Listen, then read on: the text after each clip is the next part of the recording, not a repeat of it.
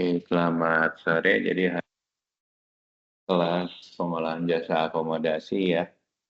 Mulai semester ini mata kuliahnya saya akan ampu. Model kuliahnya adalah menggunakan online, menggunakan Teams. Karena saya tidak di Jakarta, saya juga incas sebagai GM di Marriott International, sebagai GM di 4 Point by Sheraton Makassar.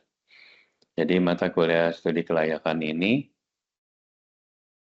mata kuliah jasa akomodasi ini akan diawali dengan subbagian yaitu studi kelayakan. Jadi studi kelayakan adalah mata kuliah untuk mempelajari tentang membuat kelayakan bisnis hotel ya, supaya untuk menghindari resiko kerugian, terus juga mempermudah perencanaan dalam membangun hotel, terus memudahkan pelaksanaan pekerjaan, juga memudahkan pengontrolan atau pengawasan ya, jadi dari tim manajemen atau owners dalam membangun hotel. Studi kelayakan ini sebagai guidance ya, sebagai petunjuk, sebagai alat kontrol untuk meningkatkan atau mengawasi proses pembangunan hotel. Yang terakhir adalah untuk pengendalian dari sisi biaya ya, terutama menggunakan alokasi pembiayaan jalur dari bank ya. Bentar, suaranya jelas nggak ya suara saya? Jelas, Pak.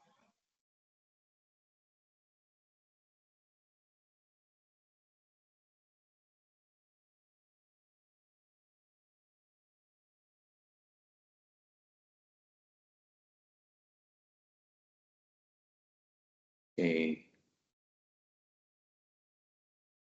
Nah, dalam membuat kelayakan bisnis itu kita mempelajari beberapa aspek ya. Yang pertama adalah aspek pasar. Waktu kita mau bangun hotel, misalnya kamu bangun hotel di daerah Simatupang, Jakarta gitu ya. Kamu di situ melihat aspek pasarnya, apakah okupansi di hotel di daerah Simatupang masih cukup menarik nggak kalau kita ingin bangun hotel gitu ya. Nah, akhirnya kita coba melakukan analisa pasar, ternyata di situ sudah ada hotel, misalnya ada Swiss Bell Pondok Indah, ada apa tuh Mercure Simatupang, ada Aston Simatupang, ada Aloft by Marriott di situ gitu ya. Nah, kita lihat tuh rata-rata okupansi di atas 60%. Nah, biasa kalau kita menganalisa hotel, kalau di atas 30%, biasanya batas BEP-nya hotel itu di 30% ya. Batas break-even point-nya. Jadi kalau di atas 30%, apalagi 60, 70, ya berarti bisnis masih menarik ya. Terus kira-kira harga jual di situ selling rate-nya berapa sih jualan hotel di sana? Misalnya rata-rata 1 juta ke atas gitu ya untuk tipe kamar yang paling rendah. Nah, berarti cukup menarik. Nah, sekarang kita kira-kira mendapatkan lokasi lahannya, tanahnya berapa harga per meternya nih. Kalau harga per meternya sudah tinggi, ya diharapkan kamu jualannya juga jangan bangun hotel budget ya. Kalau bisa bangun, kamu bisa hotel bintang 4 ke atas ya, supaya dengan harga jual yang tinggi, mudah-mudahan kamu balik modalnya akan lebih cepat ya kalau bangun hotel di daerah. Misalnya tadi kita contohnya kasusnya Simatupang gitu ya. Nah, kira-kira setelah aspek pasar udah kamu lihat, nah nanti kamu pakai operatornya siapa nih? Kira-kira di sana ada brand Marriott, ada brand Aston, ada Swiss Bell, ada Accor gitu kan. Nah, mungkin brand Intercon belum ada, atau brandnya dari Hilton belum ada, Double Tree di situ. Nah, itu bisa menjadi konsiderasi kamu ya, menggunakan brand supaya brandnya agak berbeda ya untuk diversifikasi produknya di sana ya. Nah, setelah itu misalnya kamu udah dapat lahannya, lokasinya sudah bagus, kamu mau milih misalnya pakai operatornya misalnya Hilton menggunakan Double Tree gitu ya. Nah, kira-kira di sana secara teknis bisa dibangun hotel, izin bintang 3 atau bintang 4 atau bintang 5 bisa dipakai nggak ya, boleh nggak di sana gitu ya. Kalau misalnya dapat izin dan segala macam, selanjutnya aspek SDM. Nah, kira-kira SDM-nya kamu di Jakarta nggak terlalu susah lah ya, banyak kampus-kampus, banyak SMK, perhotelan, sehingga memudahkan untuk hiring untuk tenaga kerjanya gitu ya. Terus finansialnya kira-kira kamu mau bangun pakai bank atau mau pakai uang sendiri. Nah, itu kembali nanti dari hitung-hitungan bisnisnya ya. Nanti ke depannya kita akan pelajari kalau pakai uang di bank, kira-kira berapa persen dari nilai total investasinya itu ya. Nah, terus kira-kira tahun ini waktu yang tepatnya bangun aspek ekonominya seperti apa? Apakah ekonominya mendukung untuk kita bangun hotel? Pensi lagi bagus.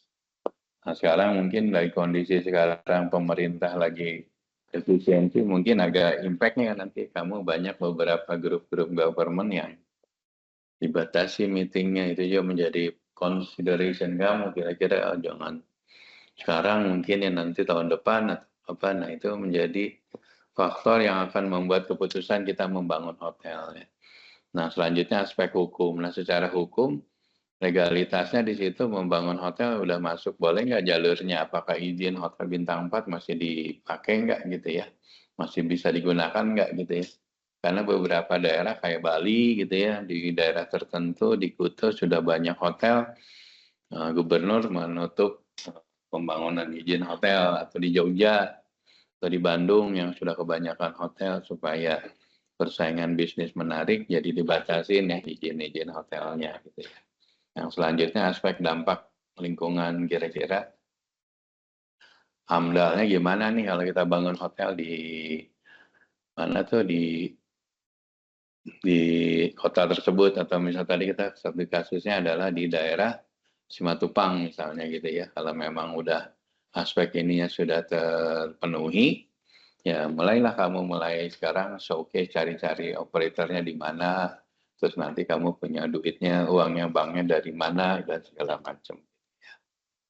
Nah, ini satu contoh kita membangun hotel. Biasanya kita ada perhitungan bisnisnya, dimulai dari biaya konstruksi, dan biaya konstruksi adalah biaya yang paling mahal ya untuk membangun hotel itu.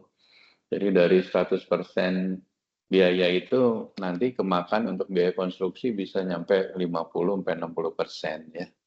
Nah, biaya konstruksi biasanya apa aja? Pertama untuk biaya bangun, untuk tenaga arsiteknya, terus sipilnya, terus untuk mechanical dan electricalnya, untuk bangun liftnya, bangun apa sih namanya tuh peralatan kayak mesin-mesin kitchen, mesin-mesin di laundry, atau mungkin ada mesin-mesin di engineering. Nah, itu semua larinya ke konstruksi ya. Nah, izin-izin juga masuk ke dalam biaya konstruksi. Nah, izin bangun hotel cukup mahal ya, mulai dari hotel scratch dari nol nyampe hotel jadi itu izin bisa 2-5 miliar ya, tergantung di daerah kotanya tersebut ya. Kalau di kota kecil mungkin secondary city, kota-kota kabupaten mungkin lebih murah ya dibanding kota-kota kayak di ibu kota provinsi kayak Jakarta, Surabaya, Medan segala macam, itu izinnya cukup mahal ya. Terus yang selanjutnya biaya pemasangan listrik, PAM, dan telepon. Itu listrik bisa 2 miliaran ya kalau di Jakarta, nyampe 3 miliar tergantung dari pasokan di situ listriknya seperti apa. Terus kalau kamu menggunakan gas gitu ya, misalnya kitchen menggunakan gas atau kamar menggunakan gas.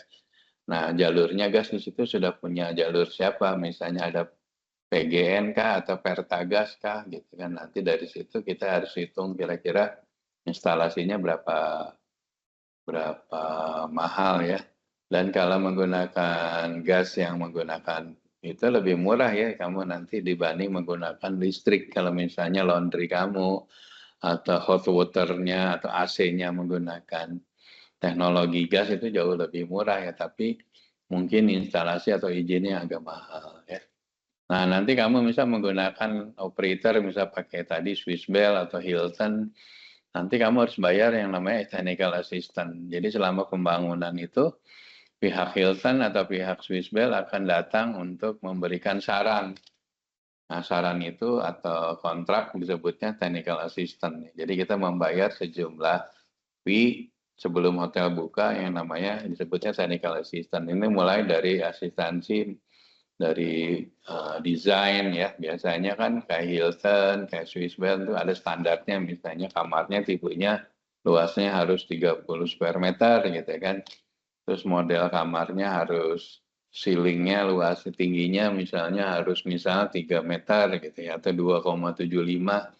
Nah, spesifikasi masing-masing brand ini nanti dibahasnya di technical assistant itu gitu ya.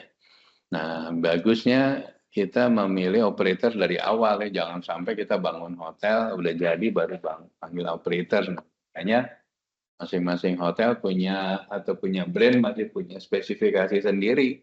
Jangan sampai kamu udah bangun ternyata nggak masuk speknya gitu ya. Sampai di sini ada yang mau nanya nggak? Trisakti ada yang mau nanya sampai sini? Ada pertanyaan nggak?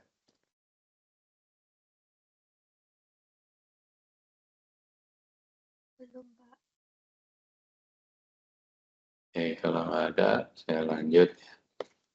Nah, dari total misalnya kita membangun hotel, katakanlah asumsinya 78 miliar. Nanti dari 78 miliar itu berapa modal sendiri dan berapa dari bank ya. Biasanya kalau kita perusahaan yang mungkin referensi banknya tidak terlalu bagus, biasanya modal kita harus jauh lebih besar ya.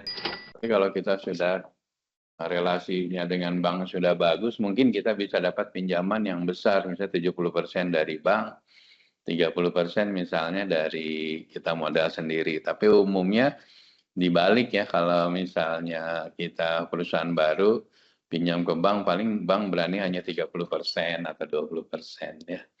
Nah, apalagi lihat juga situasi kondisi sekarang, mungkin bank akan berhati-hati untuk memberikan pinjaman ke kredit ke properti ya, karena mungkin properti lagi lesu bisnisnya ya. Itu menjadi nanti kamu modalnya harus lebih besar kalau misalnya banknya tidak bisa memberikan kredit gitu ya. Nah, dari sini kita sudah tahu misalnya investasinya 78 miliar menggunakan bank 70% atau 72% dan modal sendiri 28. Nah, dari sini kita nanti data dari si arsitek nanti akan ngebangun, dapatlah data berapa luasan lantai. Nah, kalau di DKI itu kita ada namanya KDB atau koefisien desain bangunan ya. Misal kamu tanahnya luasnya 5.000 meter yang diperbolehkan oleh provinsi atau dinas pekerjaan umum di DKI hanya 60% dari 5.000 yang boleh dibangun menjadi gedung, sisanya 40% misalnya untuk daerah terbuka, penghijauan dan sebagainya, parkir gitu ya. Nah, kita harus mengikuti aturan itu karena KDB-nya 60% yang ngebangunnya kamu harus bisa 60%. Sisanya tidak boleh dibangun ya. Maksudnya eh, buat penghijauan atau parkir dan sebagainya ya. Nah, biasanya arsitek nanti akan bangun dari total lahan, misalnya lahannya 8.000. 8.000 itu maksudnya tanah yang lantai 1 sampai dengan lantai, misalnya dikasih izin 6 lantai ya. Nah, ini juga tergantung di daerah masing-masing. Kalau kamu dekat airport, biasanya nggak boleh ketinggiannya dibatasin, misalnya hanya 4 lantai gitu ya. Kenapa? Karena mungkin kalau di daerah dekat airport kan itu daerah istilahnya aerodom ya. Aerodom itu apa namanya itu pesawat mau take off atau landing nggak boleh ada yang mengganggu ketinggiannya ya dengan dekat dengan airport. Jadi kalau kamu lihat di bandara itu sekitar situ kan pasti hotelnya nggak lebih dari 4 lantai atau 5 lantai gitu ya. Nah, sama dengan kayak di Bali, kalau di Bali ada hukum adat hotel misalnya nggak boleh lebih tinggi dari tingginya pura gitu ya, puranya orang Bali gitu ya. Nah, itu tergantung dari daerah masing-masing tuh kamu harus concern dengan legalnya itu ya. Nah, katakanlah misalnya hotelnya bisa diizinkan nyampe lantai 6. satu lantai ceiling misalnya tingginya 3 meter. Jadi kalau ini 6 kali 3 meter mungkin nyampe lantai 7 itu sekitar 30 meter di bawah tanah misal gitu ya.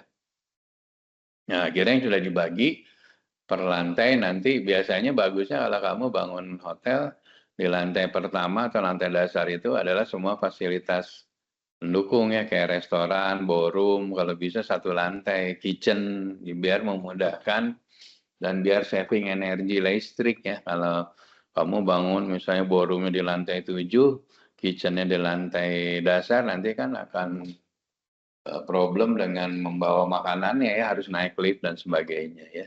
Nah itu harus diperhatikan juga ya, makanya banyak hotel-hotel yang membangun dari ruko, akhirnya ruang meetingnya di lantai 7, tapi kitchennya di lantai bawah, akhirnya traffic untuk membawa makanannya juga menjadi problem nanti ke depannya ya. Atau mungkin kalau ada wedding, karena weddingnya di lantai 7, liftnya cuma 2, nah nanti akan terjadi penumpukan tamu ya. Nah itu harus dihitung ya. Berapa banyak liftnya, berapa luasan lahan itu ada hitung-hitungannya ya. Nah katakanlah kita sudah dapat izin 7 lantai sampai dengan top floor. Nah masing-masing floor nanti kita bangun di lantai bawah ada bangunan mulai dari parkir mobil, lobby FO sampai dengan meeting room, kitchen, dalam coffee shop dalam satu area ya.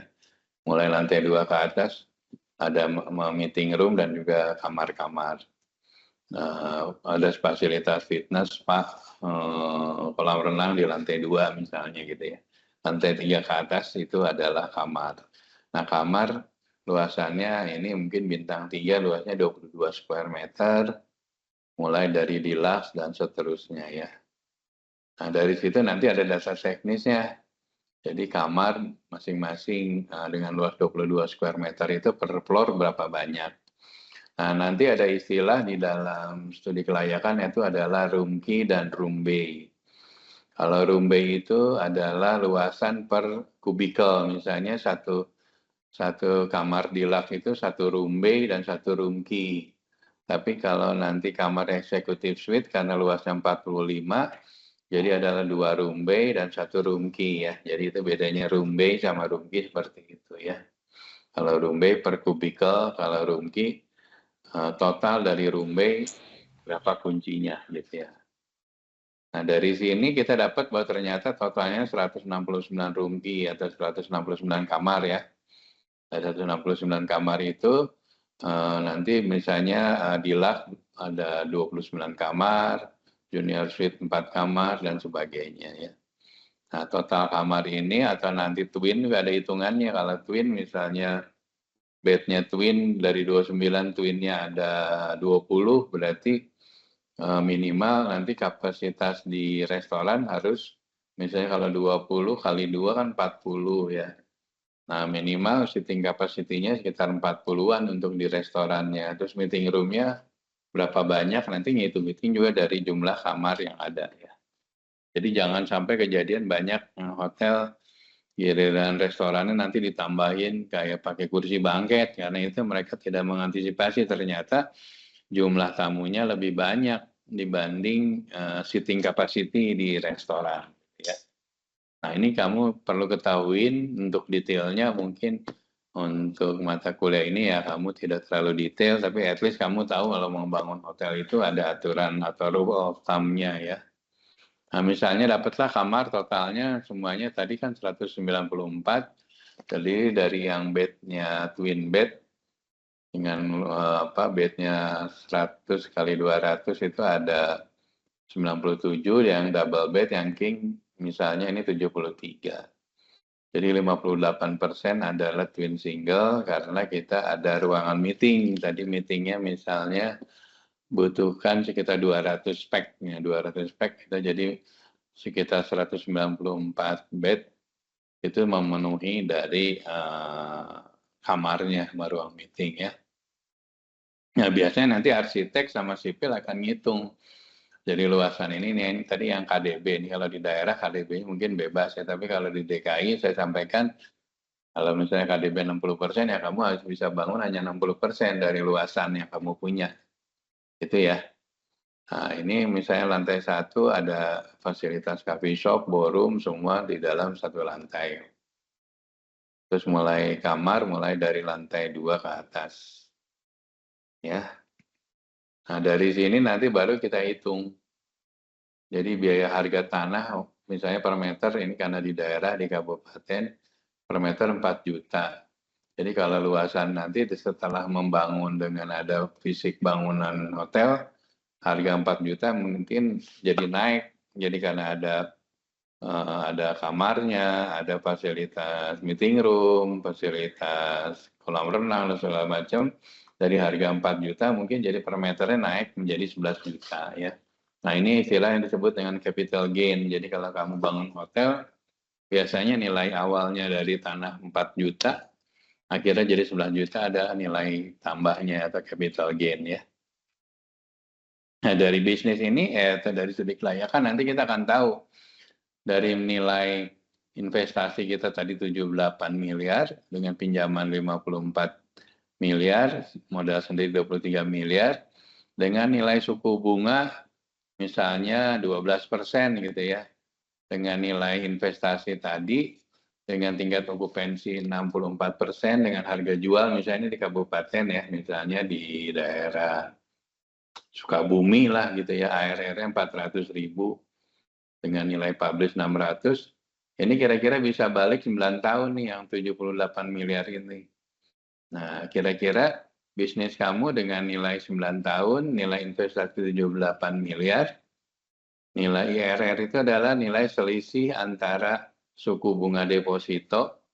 Jadi kalau kamu nyimpan uang 78 miliar dengan nilai bangun hotel, ada untungnya dari hotel, nah IRR-nya atau spread-nya atau selisihnya adalah 1,41. Jadi secara prinsip pokoknya kamu IRR itu harus di atas bunga deposito. Berarti masih menarik kamu bangun hotel ya. Kalau misalnya di bawah ya mendingan ngambil resiko, mendingan kamu simpan aja di deposito. Kamu nggak ada resiko rugi gitu ya. Kalau hotel kan ada resiko ruginya ya. Makanya parameter untuk membangun hotel harus lihat IRR-nya harus positif ya, harus di atas dari suku bunga deposito atau IRR-nya ya. Nah dari sini ketahuan ternyata kamu balik modalnya 9 tahun. Baru bisa balik modal 9 tahun 7 bulan atau 10 tahun lah ya. Nah kira-kira masih resikonya ya di dalam 10 tahun itu ada resiko. Ini kan hitungan kasar ya, belum tentu nanti kenyataannya kalau misalnya di tahun ke-10 ada COVID, tahun ke-5 bisa jadi 9 tahun bisa mundur menjadi 20 tahun atau 11 tahun dan sebagainya. Ini adalah resiko, tapi at least kalau kamu bangun dengan menggunakan studi kelayakan, kamu udah ada gambaran dari awal kira-kira saya balik modalnya 9 tahun. Gitu ya. Kurang lebih itu sama. Di sini ada yang mau ditanya nggak? Dari Sakti untuk mata kuliah ini. Kalau kamu investasi hotel atau investasi restoran ya, awalnya dari bikin studi kelayakan ini. Dengan harapan dengan bikin studi kelayakan kamu bisa mengantisipasi tadi ya kerugian, bisa mengantisipasi juga mengkontrol kira-kira biaya-biaya yang harus dikeluarkan, harus ngikutin dari yang apa yang udah dibikin studi kelayakan.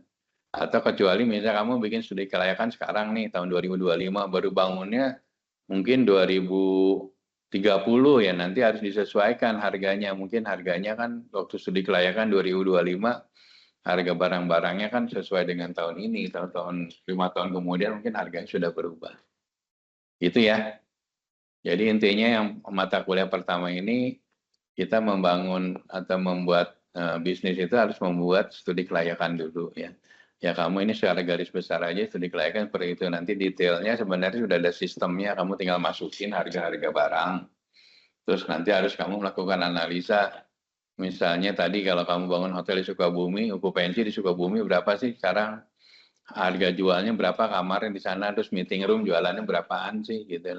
Nah dari situ kita tahu kasarannya balik modal berapa lama. 9 tahun, kira-kira 9 tahun masih make sense nggak kalau kamu bikin bisnis gitu ya. Di sini kalau nggak ada yang ditanya, saya akhirin ya. Ada tanya nggak? kelas A22. Flo mau tanya? Laurentius, ada yang mau tanya nggak? Bapak mau tanya seputar buat kelas minggu depan, Pak. Berarti kelas minggu depan itu mulai jam 4 terus gitu ya, Pak? Apa gimana? Ya, udah boleh. Oh, ya. Hari Ya, terima kasih, Pak. Oke, kalau nggak ada pertanyaan, saya akhiri nanti ini kelasnya ini saya recording, saya rekam, jadi nanti saya bikin apa sih namanya videonya nanti bisa dilihat di YouTube ya. Bagi yang belum subscribe, silakan subscribe ya. Oke, kalau nggak ada lagi, thank you. Nanti videonya saya share setelah ini ya. Baik, Pak. Terima kasih, Pak. Thank you.